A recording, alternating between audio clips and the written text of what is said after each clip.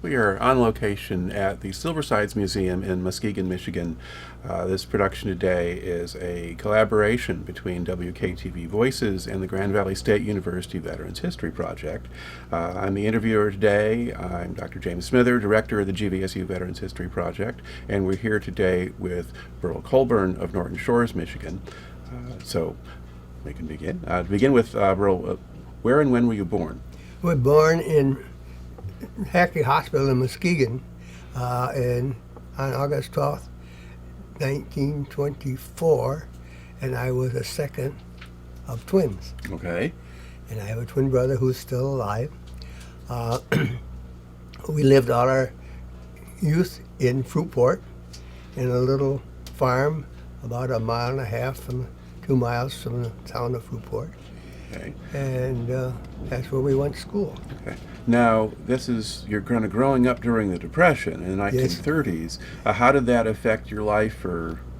Well, we were very blessed. My father worked for the newspaper, the Muskegon Chronicle, as a carrier boy supervisor, and then, but also in the beginning as a salesman for subscriptions in all the little towns and farm communities around Muskegon. Sparta, Hesperia, Fremont, all those places, my father would go and sell a subscription. And many of the people he sold a subscription to didn't have money. Mm-hmm. So they would pay my father in eggs and other kinds of produce. And then at the end of the day, my father would take it back to the Muskegon Chronicle in Muskegon, put it on a counter, and say, "This is one subscription, or this is a whole subscription. These two go together for a subscription." And the people were delighted to buy all that fresh eggs and produce, all that stuff, fruit.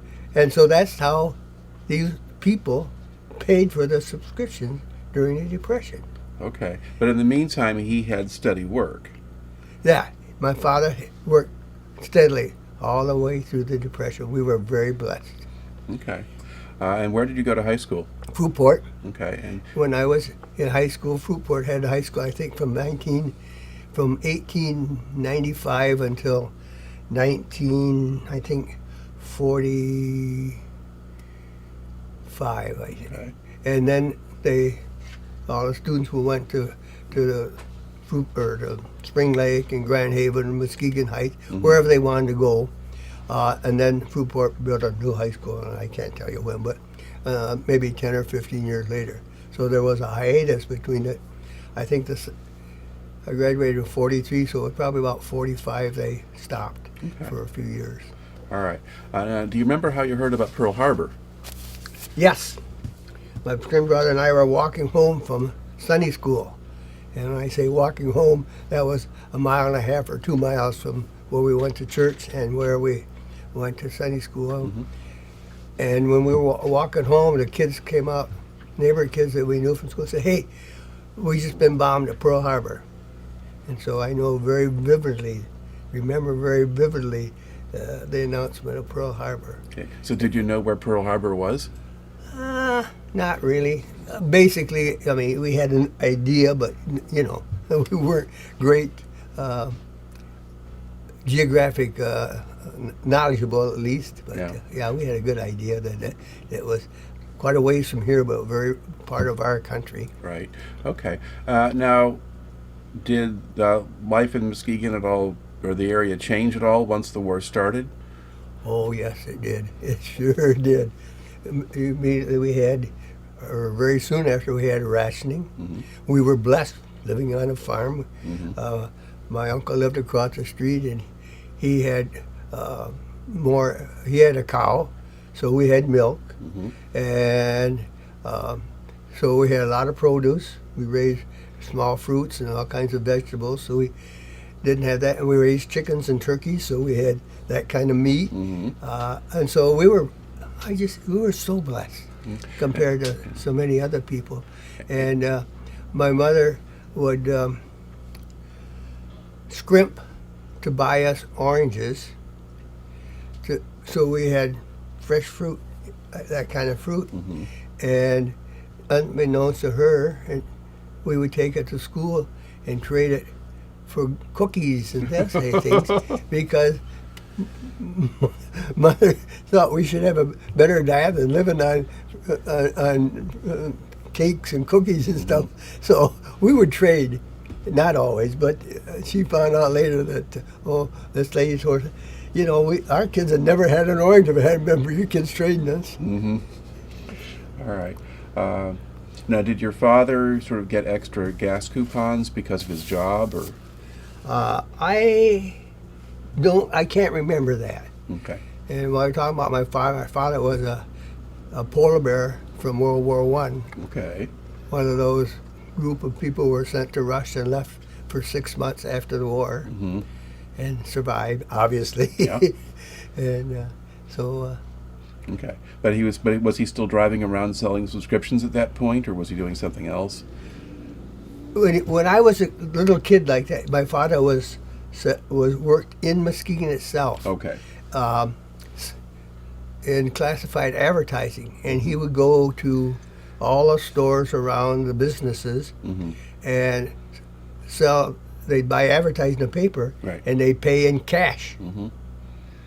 And cash during Depression was hard to come by, and my mother was always worried that somebody would know he had cash and be a vulnerable target. Right. But that's what he did for during the Depression time, at least. Okay. All right. Now, at this point, so you're not quite old enough to go into the service yet yourself. I guess if you're born in 24, then you had turned 17. So I guess you could have gone in and volunteered if your parents let you. But basically, what approach did you take to going in the service, or how did you wind up joining? Well, my brother and I stayed in service. We had signed up, I think, when we turned 17 or whatever the time was to sign up instead of waiting to be drafted. Okay. We signed up. Both my brother and I had worked on Saturdays at the telephone company, and my brother was quite adept at things that were done at the telephone company.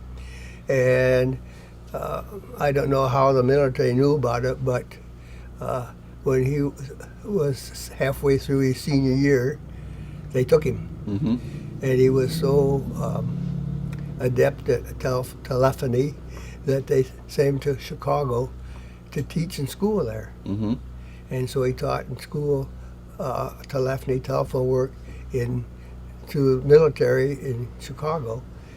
Then he was eventually sent to Guadalcanal after the island had been secured, but it never was secured because there was always Japanese on the island, and they would often come into camp, he said, and steal. And so he did the telephone work there on the island at Guadalcanal. Okay. All right. So now, when do you go in, and what So route do you follow? Knew that if you wanted to get in to be a pilot, and I wanted to fly every time I could nail two sticks together to make an airplane, that you had to have a high school diploma to get in. It had been originally to get in the Air Force, or you had to have 4 years of college. Right. Then it was 2 years of college. Then it was 1 year of college. And then we'll take you out of high school and we'll send you to college. And so as soon as I graduated, then I went into service. You decided that you wanted to be a pilot. Okay. And now, so they take you, so when do you actually enter the service then? I went in September, August or September of 43. Okay. Basic training, and I was blessed I got sent it had to be in August, because we got sent to Miami Beach in the heat of the summer in basic training, no air conditioning, no nothing in those days. And so it was quite an ordeal. Okay. Now, what do they actually have you do there? Good old basic training, calisthenics and running and all the physical training, that we did there.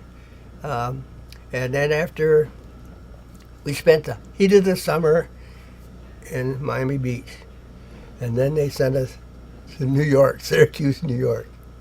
So that was the part where they say that if you're going to be a pilot, you have to have college. Okay. Just to go back to Miami Beach for a little bit, what kind of accommodations did you have there? We lived in hotels. Okay.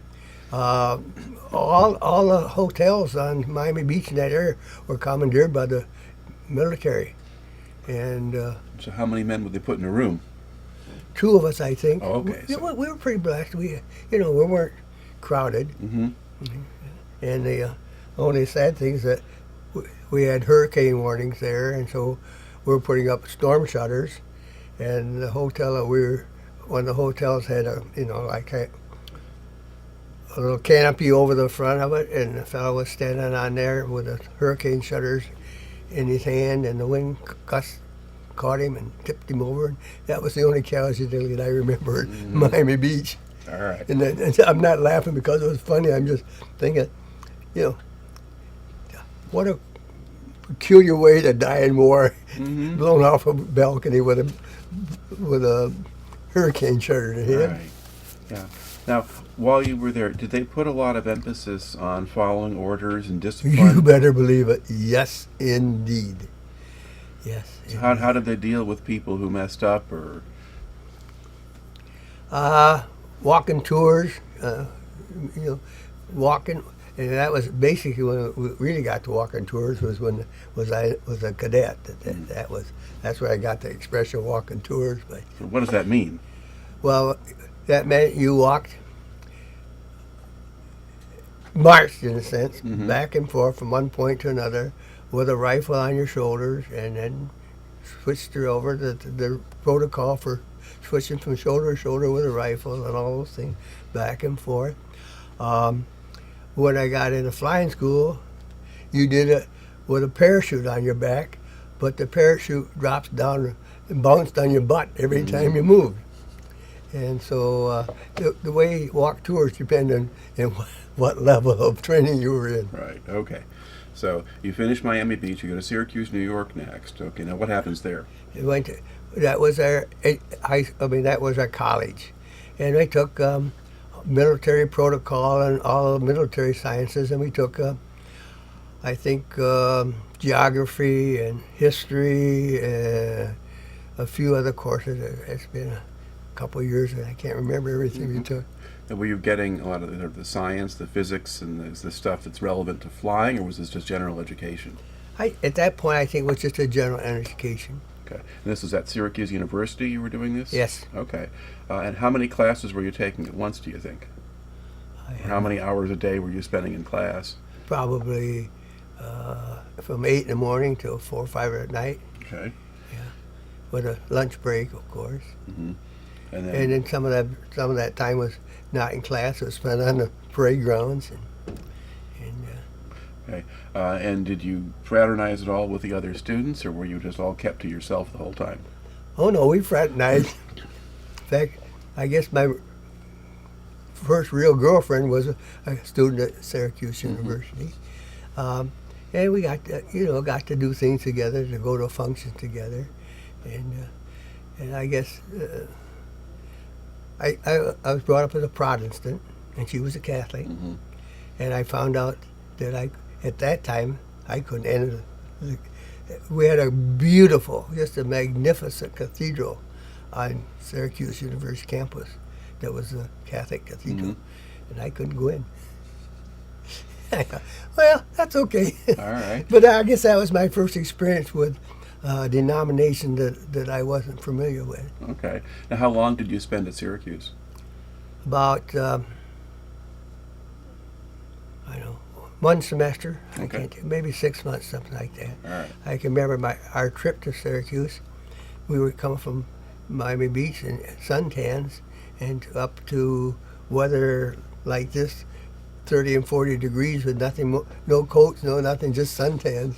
It was quite a rude awakening. All right. Now, once you finish the college courses, what do they do with you next? Then I think we sent us to Nashville, Tennessee for classification. Okay.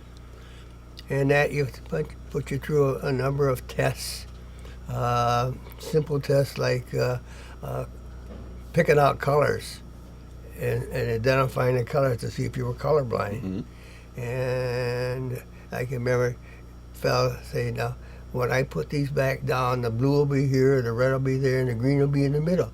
Because the fellow behind him, his buddy was colorblind. Mm-hmm. So he said, when the guy said, pick up the green one, he'd know where to look.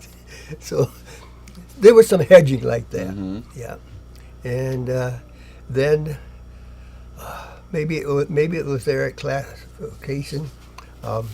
They give these tests to see if you would qualify to be a pilot, a bombardier, or a navigator according to your capabilities and abilities. And I was blessed. I rated top in all three of them, so I got to stay as a pilot. Mm-hmm. And then we had to be, I can't remember. For my height, I think the minimum weight was 110 pounds. And I was a skinny little rat. And I sat and drank water for 30 minutes to get enough water in me so I could pass the weight test. Mm-hmm. But they said, okay, if you can get it up there, you'll pass. And so I passed, and then we sent, I can't remember where we went. And then I think, this is kind of vague in my mind. Do you have a pre-flight before you start? Oh, yes, we do. But I mean before we went to pre-flight. Mm-hmm. And then I can't remember where we went. Yes, we went to Maxwell Field, Alabama, mm-hmm. for a pre-flight. And that was just like going to college. And that was much more on military and flying and all those things associated with flying and mm-hmm. engines and things like that. And yes, we spent 6 months, maybe, there. And then that was the first time I was familiar with a drum out. And they get you out of bed in the middle of the night, had be full dress, full dress, jacket, tie and all the stuff, all dressed, out on the parade grounds, and you had like 5 minutes or something ridiculously short time, be out parade formation, and they would roll the drums and call out the name of some individual who was drummed out for cheating. Oh, okay. For cheating at school. Now, I never knew anybody that was drummed out, never knew any name. I'm not even sure anybody was ever drummed out, but it sure made you think about mm-hmm. whether you're going to look over and see what the other guy was doing or not. So that was the first thing I experienced was called a drum out. And it was done in the middle of the night. Now, did you get to go off the base there at all during that time? Oh, yeah. Anything else? Okay. Yeah. And what towns were you near? Montgomery. Okay. Yeah. All right. Now, you're now in the South, and the South at that point was segregated. Did you notice that at all when you went into town? Oh, yes. Yes, indeed. I can remember going into town one night when we had left off the base, and I can't remember in what level of. Oh, I know it was. We can get to this later. This was after I was an officer and was at Napier Field. It was segregated down. That was Alabama, Dothan, Alabama. We were standing, waiting for the bus, and we were standing next to a storefront that had a canopy on it, and the sidewalk was maybe 6 feet wide. We standing under the canopy, and there was a black gentleman standing with us, an enlisted man. And there was a sign out there that says, "Queue up here for the bus."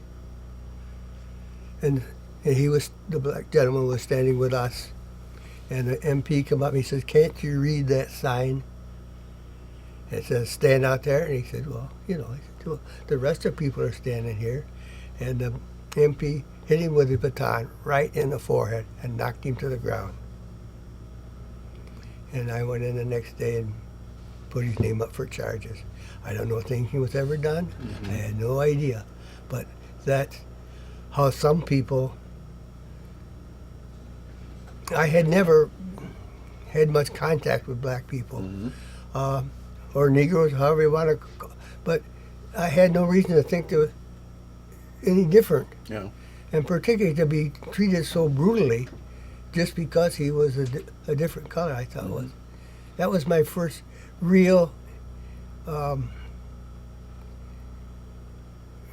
beginning to understand what segregation really meant to those people.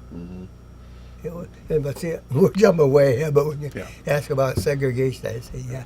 Okay. So it didn't register with you as much when you were first at Montgomery earlier. You know, there were people, there were no black people, there were no black pilots. When I was in advanced flying school at Napier, Tuskegee wasn't far away. And so we would get to mingle with them in the air. And I have to admit that unfortunately sometimes we'd box an airplane in, of a Tuskegee airplane, and take him someplace where he didn't want to go. But which I have to say I'm ashamed of doing, but we do that. And we got to fly over Okanoki swamps, and we've had planes going down in there while we were training down there. But I'm getting farther ahead. Okay, so you're going to go back now in this, while you're doing the pre-flight stuff at Montgomery. In Montgomery. Okay, at that point, they're not putting you in airplanes yet. You're just No, taking all the classes. no, They sort you out, and then where do you go from Montgomery? What's the next stop? I think that's when we went to a place in Georgia. I can't think of the place in Georgia. And we were, they said they didn't need pilots anymore. And so they're trying to decide where they were going to send us. And somebody in our class pulled rank. We were rated less than a PF. We were less in a PFC as our grade as a cadet. Yeah. You had no grade. You were nothing, and they made you aware of that.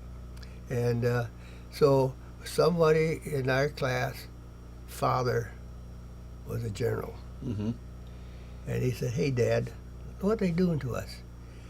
And we were supposed to ship out to someplace out of the Air Force. We got orders that we're going to primary training, and so what a blessing. So then we got sent to Ocala, Florida, and there was a primary base there. The instructors were all civilians, and we were there for the, I don't know, 3 months. I can't remember what it was, 3-4 months each primary, basic, and advanced. Or I can't remember how many months it is. If you want to know, you can look it up on the internet. But anyway, they were all basic. That was a basic training, and we were flying Stearmans. That's the 2-wing biplane. Yeah, and that was our training plane. And there were, again, I was blessed. I did fine. I sold them, I guess, after 8 hours, and got to fly the Stearman. There were a few unfortunate individuals who got washed out. And so then we... Do you remember your first experience actually flying solo, what that was like? Yeah, I can even remember my instructor's name was Bill Tankersley. Okay. Bill Tankersley. I can remember my primary flight instructor. I can remember my advanced flight instructor. I haven't the foggiest idea who my basic training flight instructor was. All I know is that I didn't like him. And I'll tell you why in a little while. But anyway, so we were sent there, and then we went to basic training, and I can't tell you. I got it all written down at home, but it doesn't really matter. That was flying the old Vultee vibrator, the BT-13. Okay.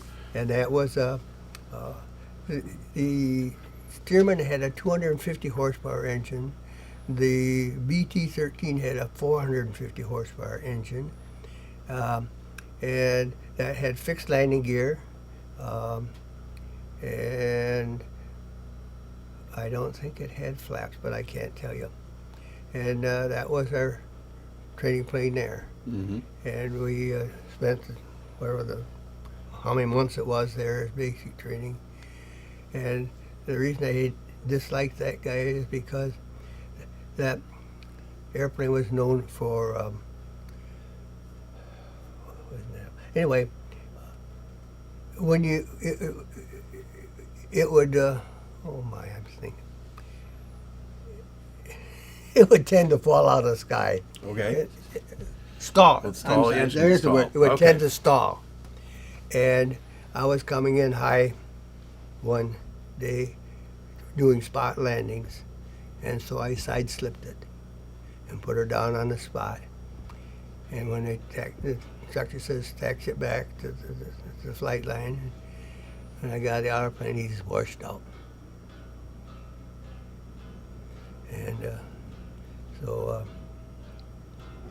I didn't do anything, and I know.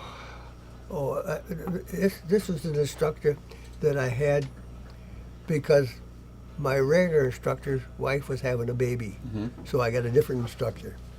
And so the next day I saw him. I said, I just got washed out. He said, what for? And I said, for side slipping. He said, keep your mouth shut. I'll take care of it. Okay. So what is side slipping? When you put an airplane into an intentional stall, Okay. but it doesn't fall out of the sky, it's a cross control. You use right rudder to make the airplane turn right, Mm-hmm. and you use ailerons to make the rudder to make the airplane turn left.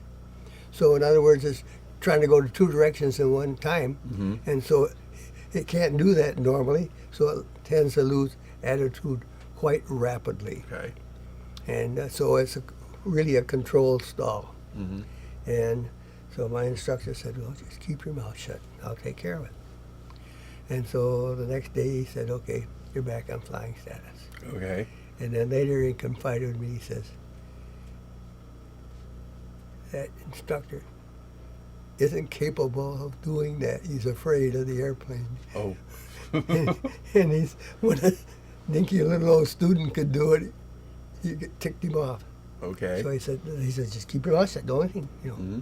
let me take care of it. Because I'm sure if I had tried to pursue it, it would not have been as effective as Mhm. he did it.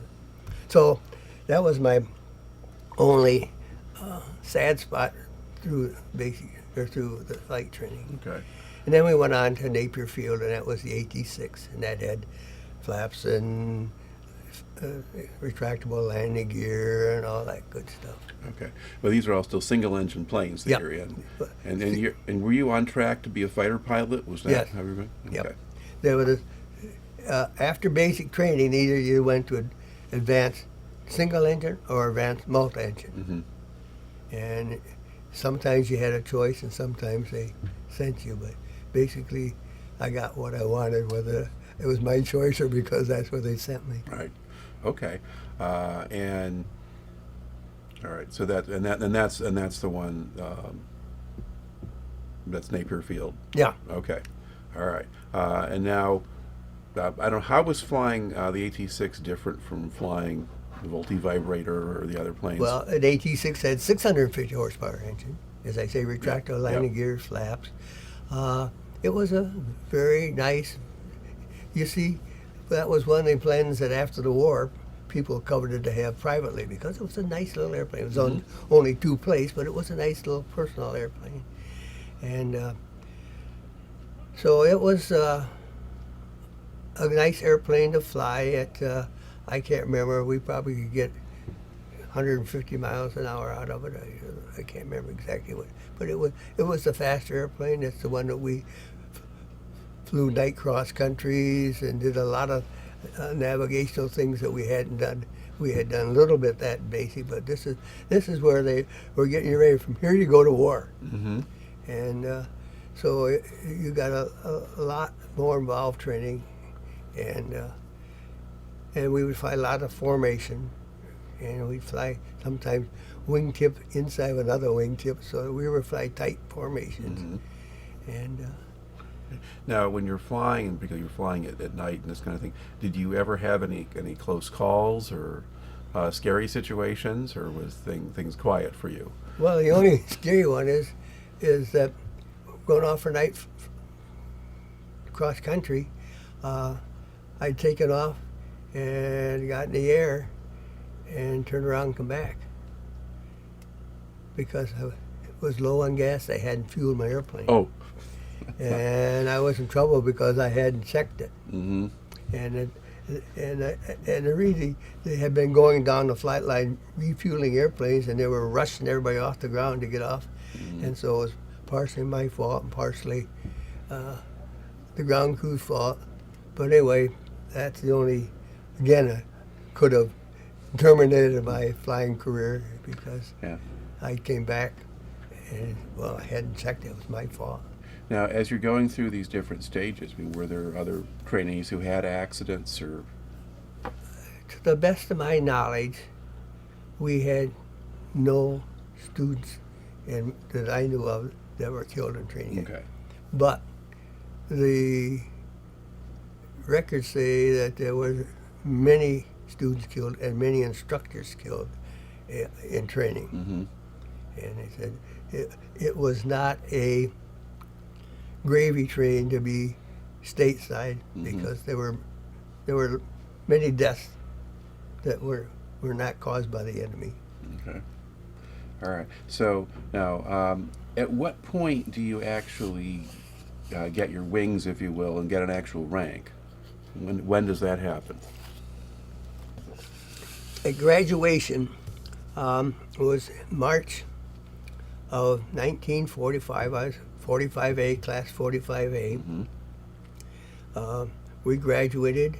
It was a nice ceremony, and each person went up, and they pinned down your wings. And I think I had a girlfriend there. It's not like you had a girlfriend in every town, but there were people you'd meet at the USO and things, and you get to do things together with.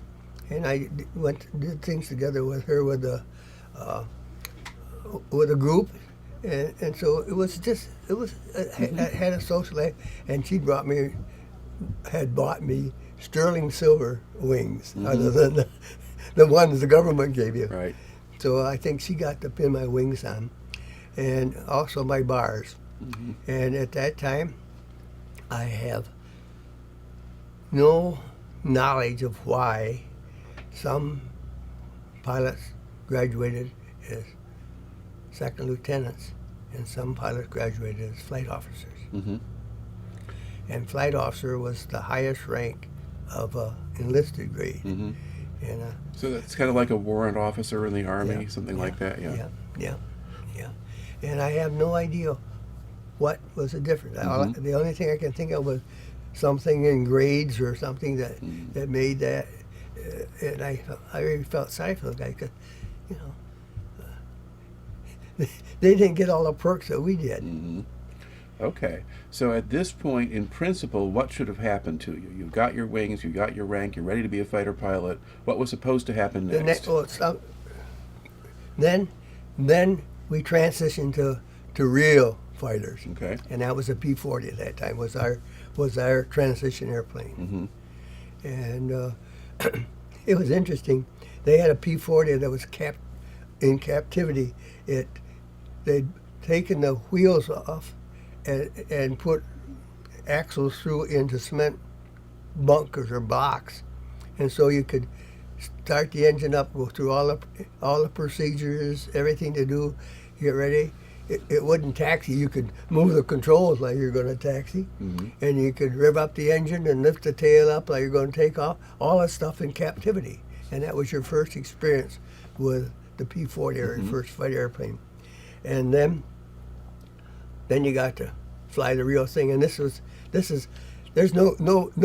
instructor with you when you fly a fighter. You're a single engine, single cockpit. Single seat. Yep. person in the cockpit, and so that's quite an experience. The notable thing about that transition is that they were hired up for military aviation grade gasoline in the war. Mm-hmm. And I can't remember. We'll say initially that aviation gasoline was 120, 140 octane. I'm just using those as relative figures. And we were getting gasoline pump gasoline, not really. Maybe the gas that we were using in the P-40 was maybe 100 octane at the most. So premium gas kind of thing, but for cars, not for airplanes. Yeah, but anyway, so you would start your airplane up, taxi out get ready to take off.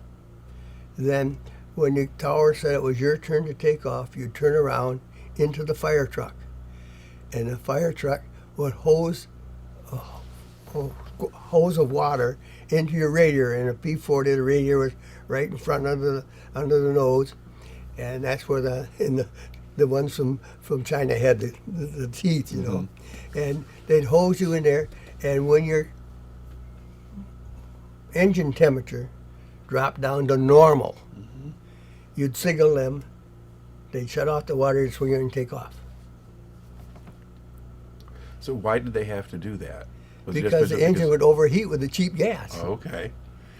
It was you know, it's just like saying cheap gas, but mm-hmm. is what was available when the premium was being sent to war. Mm-hmm.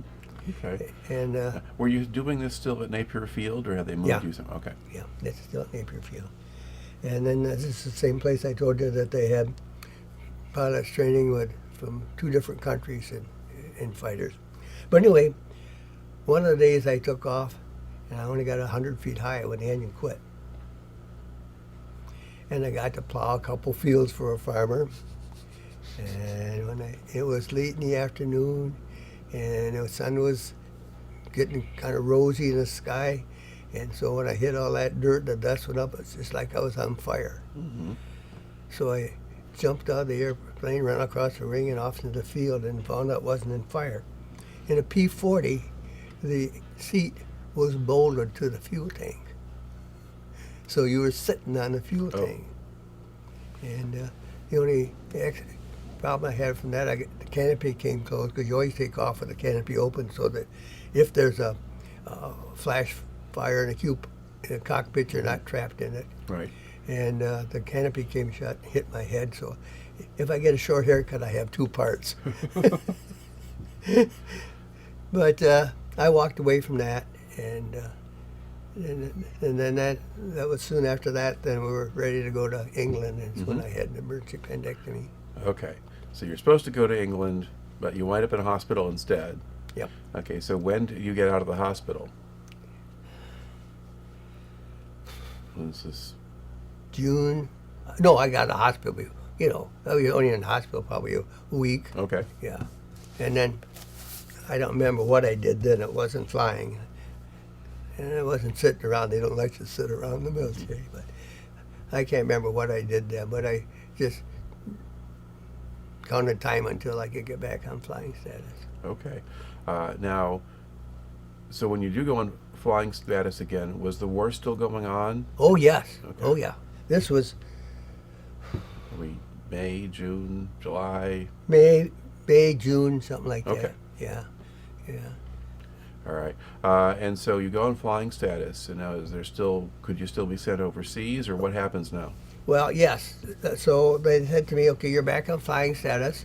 We'll send you overseas with the next graduating class, or we need an engineering officer.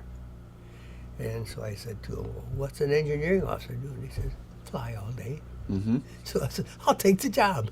You know, not thinking that I was trying to go into England or get out of combat or anything. I just said, hey, that sounds neat. I'll take the job. Mm-hmm. And so what we did is that, this was still at the advanced training base, we're flying AT-6s.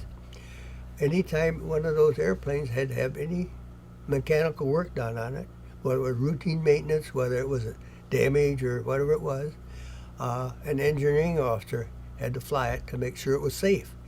And if we didn't die, well, then cadets could fly it. Mm-hmm. And so there were 2 of us, and we did that to the end of the war. Mm-hmm. And so I was blessed, never was in combat. Okay. And so how long did you actually stay then? When did they discharge you from the Air Force? I'm going to say October of 45. Okay. All right. And then once you got out, what did you do? When I was in high school, like I said, my brother and I worked for the telephone company. And so as soon as I got back, because I was in the military and I had worked, they'd hire me back, just like that. And fact is, they would hire me back and send me to college to learn the intricacies of the whole telephone program. And I really didn't think I wanted to pursue that. And so then, let's see, where were we? Back, I was back home. So then I did work the telephone company for a little while, and then I started back to college. I went to good old JC. That's Muskegon Community College. It was good old JC in those days. Yep. And that was downtown in the old building across from the old school building, I guess, across from the Hackley Park. And so did you do 2 years there, or? I did 3 semesters there. Okay.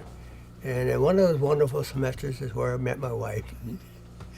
And she was one of the stars in a play, and I was a monkey hanging up from the backboards, wiring up lights to put on the stage, to show on the stage. So that she said she always fell in love with that monkey that was hanging from the basketball backboards. But so then I went on to the University of Michigan School of Dentistry. They were accepting students who had 2 years, again because of all the highs of the war that was, and so I had 1 semester at Syracuse and 3 semesters at JC. So I passed the test, and so I got accepted. Okay. And went to Michigan. Okay. And so when did you start up at Michigan then, in the dental school? 49. Okay. 40, no. Well, maybe. 50. 48. Okay. No, 47. 47. 40. Yeah, 4 years. 47. Oh, so it's a 4-year program. Okay. Yeah. Okay. So now, while you're in dental school, the Korean War starts. Yeah. Now, when you left the service originally, did you stay in the reserves, or because you were commissioned, you could be called back, or what was the deal? As an officer, it's my understanding, you're never discharged. You're separated. And that's a difference. And I think that means, hey, we got dibs on you for a certain length of time. But I forgot to say that while I was going to JC, I got a job. I got my certified pilot's rating. And so I was a flight instructor in the summer times for a couple of years in the local flight schools here in Muskegon. And so I did that in the summertime. So, yes, between our junior and senior year that summer, the end of our junior year, the Korean conflict broke out. And so they were at the end of our junior year, they were calling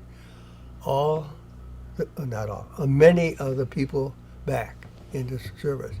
And I think in the junior year, there were 96 men left, men, I guess there's only men then, left in the class. We started out with 100 and about 104.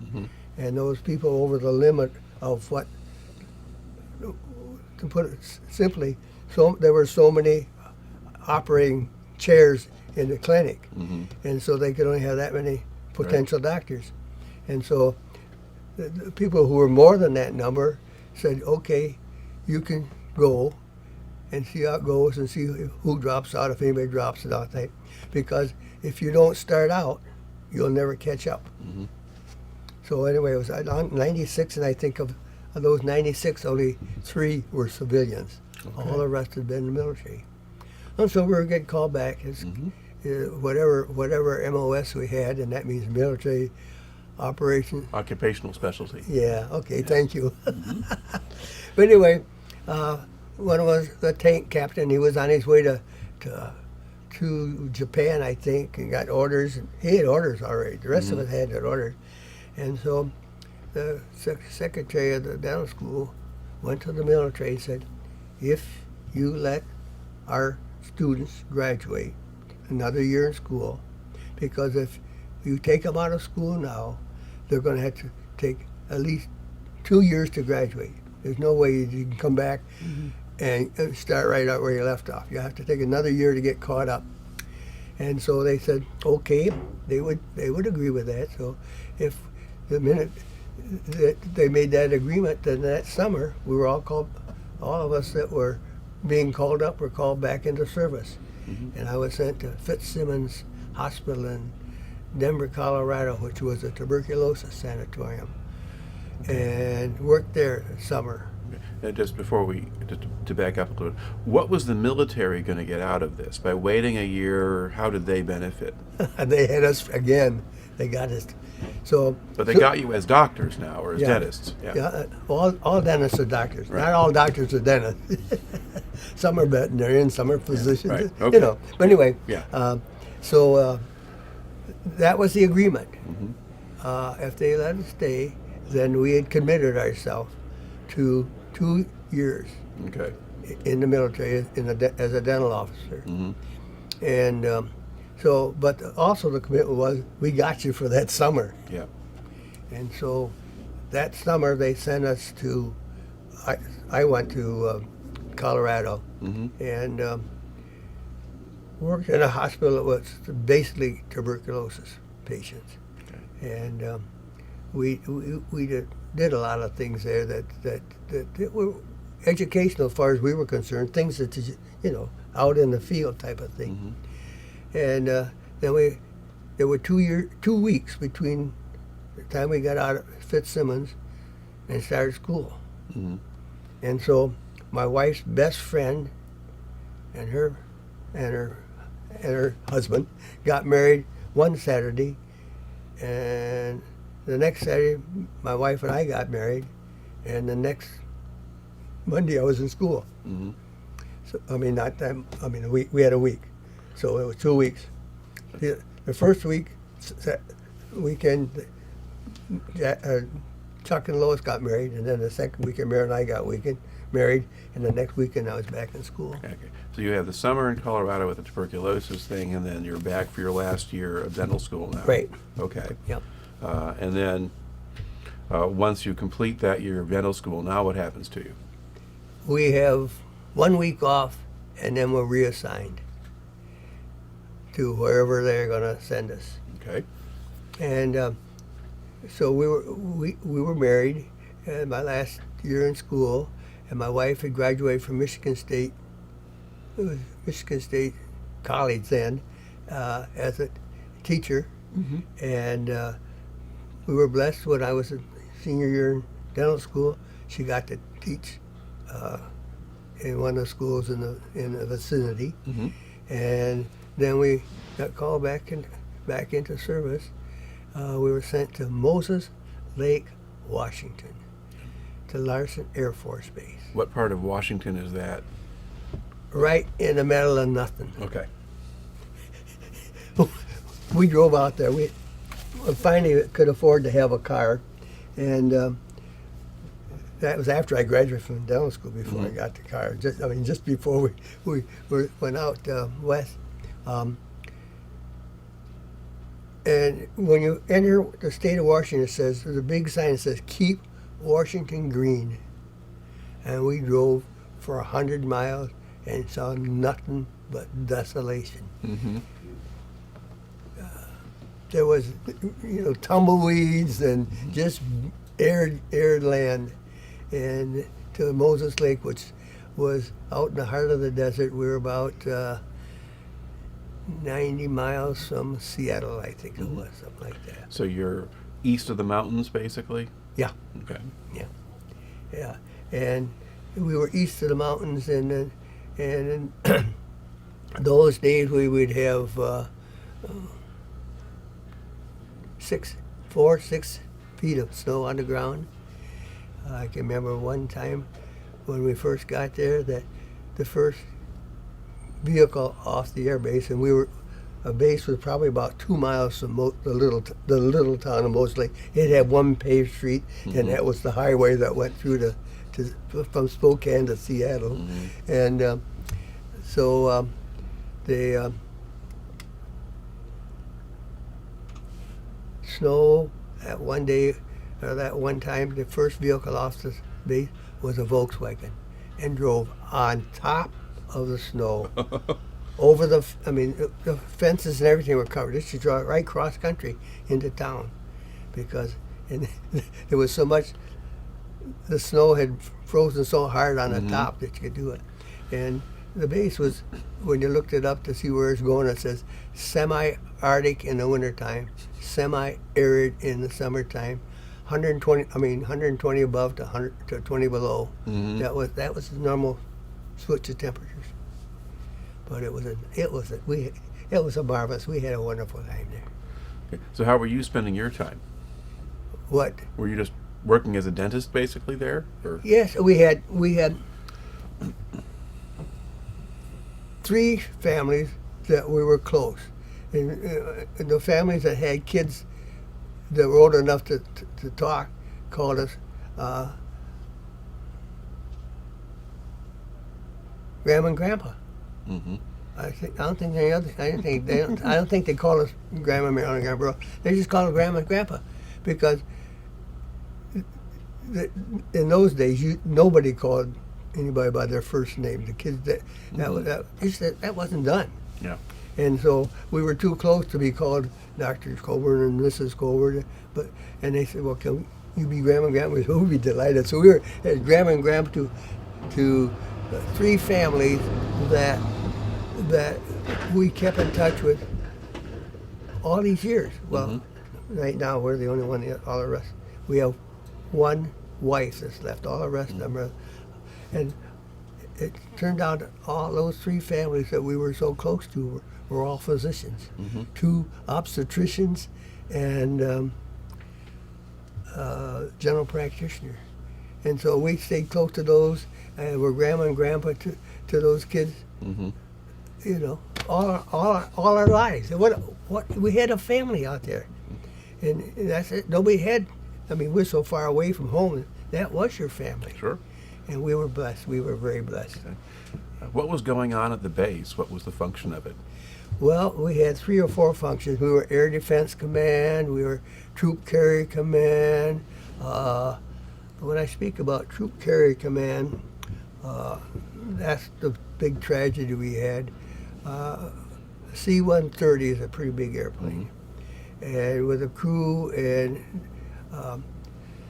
our commanding officer at Christmas time in 1952, I think 1952, said that these C-130s were always on missions. They would all over the United States. They travel to California, to Texas, to Florida, to New York, all around, as to keep them sharp, to keep them always on their toes. And they were big airplanes. They carry 120 troops. And the commanding officer said that any person on the base that has free time, I mean, is not committed, I think was, 4 or 5 days at Christmas time. This is called Operation Sleigh Ride. Anybody that had time off that didn't have to be, that wanted to go, to put their name in to get on the airplane that was going close to their home. So there were, I don't know, hundreds. I can't tell you how many, but over 100 people went out all these different places.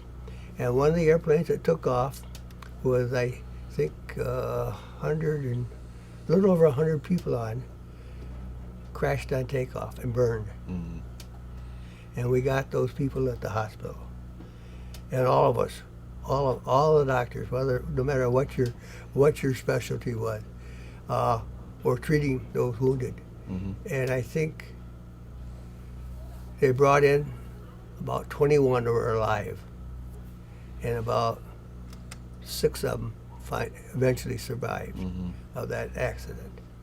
And that was a tragedy. And so that was the down point of there. Mm-hmm. The good point was that my patients were many of my patients were pilots, Mm-hmm. and so I got to fly in a jet. Mm-hmm. Not as controls, of course, but Yeah. I got to fly in a jet. And we had treated were the hospital for the pilots at Boeing aircraft in Seattle, 90 miles or where it was away. We were their hospital, and so the pilot that flew the YB-52, the very first B-52 that ever flew, was a patient of mine. Mm-hmm. And so they took it off from Seattle with JATO assist. That's the rockets on the airplane to help it lift off, because it was a short runway there. And they came to our air base because we had 2 miles of runway. One runway was 2 miles long. Mm-hmm. And so they figured they could stop it at that. And they landed it at about 50,000 feet, then 40,000 feet. Just all the procedures to land all the way down, make sure that they were really, really versed at what they had to do when they landed it. And they landed it, and it with a drogue chute, because they didn't know if they could stop it in 2 miles. And it didn't take 2 miles, and that's the only time they used the drogue. But anyway, it took them 3 days to debrief the airplane, to do all the things that they had to do for the records. Mm-hmm. And then he came in and he said, "Hey, any of you doctors," and he knew I was the only pilot, I was the only doctor in the hospital that wore wings. Mm-hmm. Because they were wings, they were mine. I could wear them on any uniform. Mm-hmm. And the only other one was a flight surgeon. And he wasn't a pilot, he just, because he was the flight surgeon, he had wings. And so all the pilots would come in and, and see, in the operatory, of course, you didn't have wings, but they'd see you at the club and see you with the wings, and you get the camera. So anyway, he was a patient of mine. He said, "If the doctors and nurses want to go through that airplane, I'll take you through." So I think there was about 6 or 8 of us, maybe 10, that were interested. Mm-hmm. And he took us through the airplane 3 days after it first flew. Wow. All right. Are there other things that happened during your time at that base that kind of stand out in your memory? No, my wife was a school teacher there, Okay. and she taught kindergarten, I think. Either kindergarten or first grade. We always kid her. She never got beyond second grade or first grade. But anyway, at the air base, we have flocks of kids, and she had a class 40 kids in the morning, 40 kids in the afternoon, with no help. Okay. No help. Okay, so this whole group was shipping out. I mean, this might be the flight line group, whatever group was on base. On an air base or any base, there's lots of groups of this. There, all the specialties are parts of the group. So when that group got shipped out, all the kids went. So there was room for 6 more kids in kindergartens to make it up to 40. We're joking about that. So she'd have to start all over because she had all these new kids. So she said she never got all the way through kindergarten because it kept changing, all these new kids. And so she did that, and she loved it. And so she spent part of her time as a kindergarten teacher there, and that was fine. And we got to know lots of people that way. And as I say, there were on the base there was places called Wary Housing, and that was some guy in government by the name of Wary had set up a program where they built houses on the bases for people to live in. Mm-hmm. And it was both for enlisted men and officers, they were separated, of course, in those days, any days, I guess. But I mean, separated by like a street is all, you know. But anyway, they lived in Wary housing, and so we lived right close to the gate, and there was the 3 physicians and on one side of the street and us on the other side of the street, and we played cards, we played bridge, did lots of things together. Had our Christmases together and things like that, you know, our Thanksgivings together. And and we got there. We didn't have any children. I think the Bathricks had one, and one was a little one, and I think the Cohens had one. And so if we were going, if it was your turn to entertain, we'd go to your house. Mm-hmm. If it was my turn to entertain, we'd go to your house. But we brought everything. Mm-hmm. We brought everything. I mean, even from the Napier, not the silverware, of course, but we brought all the foods, all the nuts and candies, everything for playing bridge or whatever we're doing. Because to get a babysitter was extremely difficult. Mm-hmm. One lady said to another lady who was going to be shipping out, she said, "Who's your babysitter?" She said, "When I go through the gate, I will tell you." When I go through the gate, I will tell you. Because there were times when they said an outfit was shipping out and then it didn't. And I think the most memorable one was a lady that was probably not the sweetest disposition and probably not the greatest friends of people. And her husband was an officer, told off all the ladies at the officers club, just told them off first.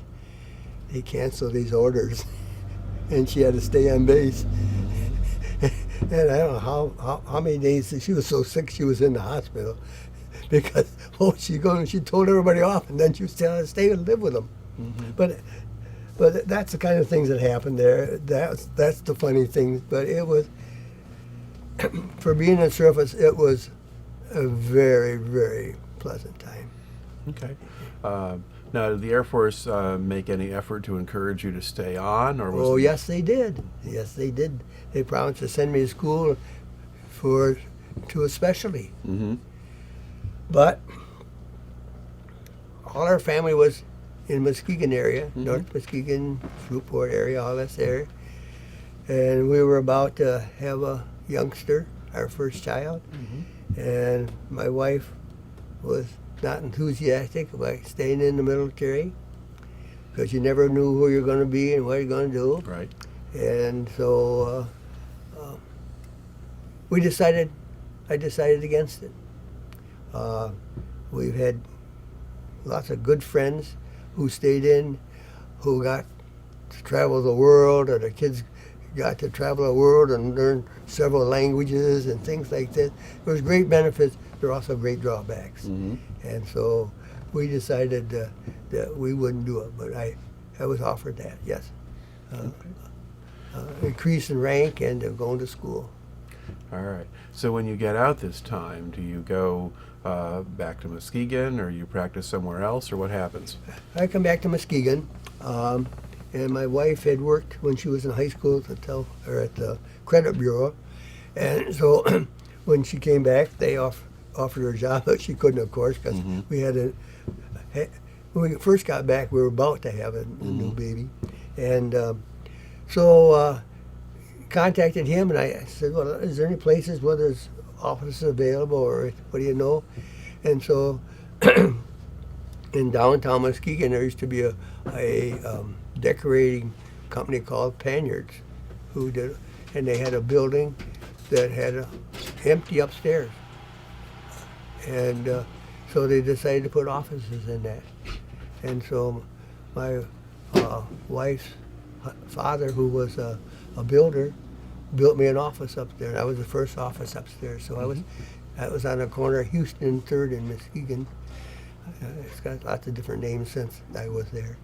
And then I practiced there.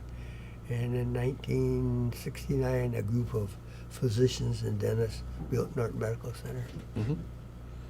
And I practiced there until 94. And so I practiced nearly 45 years. Very good. And 1 week after we finished, I retired, we were in Sydney, Australia. And I belonged to Wiseman's Club, which is a service club of the YMCA. And they had an international convention there. And I was blessed to be one of the delegates that was sent. Mm-hmm. So I went and took my wife, of course, and we had a marvelous time. Very good. All right. So to look back at your career in the service, what do you think you took out of that, or how did that affect you? I learned a lot when I was as a dental officer. I got to see and do things that you might not do for several years in a private practice. Mm-hmm. I got to set my first fractured jaw about 6 days after I arrived on the air base. And at the University of Michigan, we probably sat on mannequins and on human jaws, Mm-hmm. Many fractures and knew how to do it. And we didn't do we did many things that we didn't do completely, but so we were exposed to do all the procedures to do with it. And I found out that when I got in service, there were many of the doctors had done more procedures in school, but if they hadn't done it in school, they had no idea how to do it. They had no idea how to do it. Mm-hmm. And so I was I had only been about a week, and the CEO called me up and said, each at the hospital got a fractured jaw. And I said, how you know he fractured? Well, they said, well, his tongue, or his tooth happens to be laying on top of his tongue, but it's still in his jaw. Mm-hmm. So they said, well, I said, I've never set one. I mean, on a human being. He says, neither have I, but you're on call. Mm-hmm. And so it was, and then I have to brag, when they took the x-ray after a procedure, they said, show me the fracture. I was blessed. They went back together so neat. Mm-hmm. And of course they were wired together. And I was talking like this in the mountain for 6 weeks or everything's so strong. And he gained 6 pounds. Oh. I'm 6 weeks stinking through a straw, because everything they had at the mess hall, he ate. They ran it through a blender, and so it would go through a straw. They had pork chops, he had pork chops. Whatever they had, he had. And he gained 6 pounds in the hospital. So, you know, All right. I learned a lot. And we made just marvelous fast friends, and it was a great experience. It's one of those things you don't want to do again, but you're sure glad you did it. Mm-hmm. All right. Well, it makes for a good story and certainly an unusual one. So thank you very much for sharing it with us today. Well, my pleasure. All right. Nice talking to you.